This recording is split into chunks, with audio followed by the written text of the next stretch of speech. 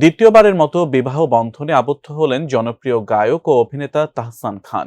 বছরের শুরুতেই এমন সুসংবাদ নিশ্চিতভাবেই চমকে দিল তাহসানের ভক্ত অনুরাগীদের। কে হচ্ছেন তাহসানের জীবন সঙ্গিনী? বিস্তারিত জানুন ডেস্ক রিপোর্টে।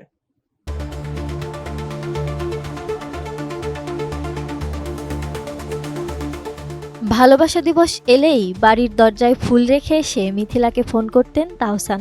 তখন তারা দুজনেই ছিলেন ঢাকা বিশ্ববিদ্যালয়ের শিক্ষার্থী। সেই গল্প প্রায় 2 দশক আগের। সে সময় দুজনের এই প্রেমকে আইডল মানতেন বাংলাদেশের অসংখ্য তরুণ তরুণী।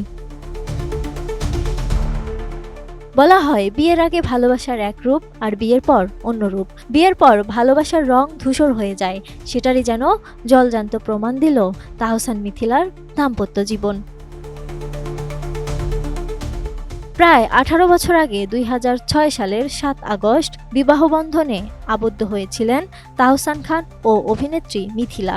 এরপর 2013 সালের 30 জুলাই তারা কন্যা সন্তানের মা বাবা হন। পরে 2017 সালের 4 অক্টোবর বিচ্ছেদের ঘোষণা দেন তাহসান।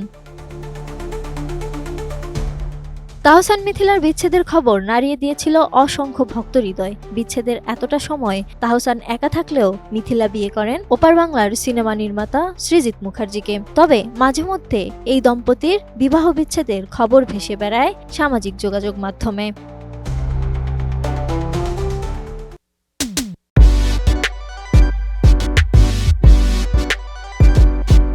এবার বছরের শুরুতেই সুখবর দিলেন তাহসান খান।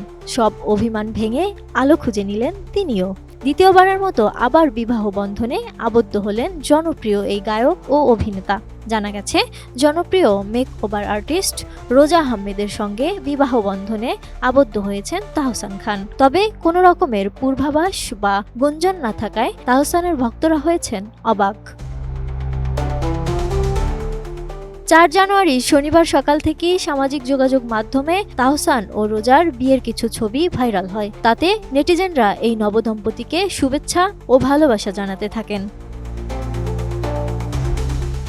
এইদিকে গণমাধ্যমকে দেয়া এক সাক্ষাৎকারে শনিবার তাহসান বললেন, এখনো বিয়ে হয়নি, কোনো আনুষ্ঠানিকতাও হয়নি, একটা ঘরোয়া আয়োজন ছিল, সেখানে এই ছবিগুলো তোলা। জানা যায় রোজা নিউ ইয়র্ক ইউনিভার্সিটি থেকে কসমেটোলজির উপর পড়াশোনা করেছেন। পড়াশোনা শেষ করে তিনি কসমেটোলজি লাইসেন্স গ্রহণ করেন এবং পরবর্তীতে নিউ ইয়র্কের কুইন্সে রোজা ব্রাইডাল মেক ওভার প্রতিষ্ঠা করেন। তিনি একজন উদ্যোক্তা বলেও জানা যায়। Lima Sayanti, ATN news.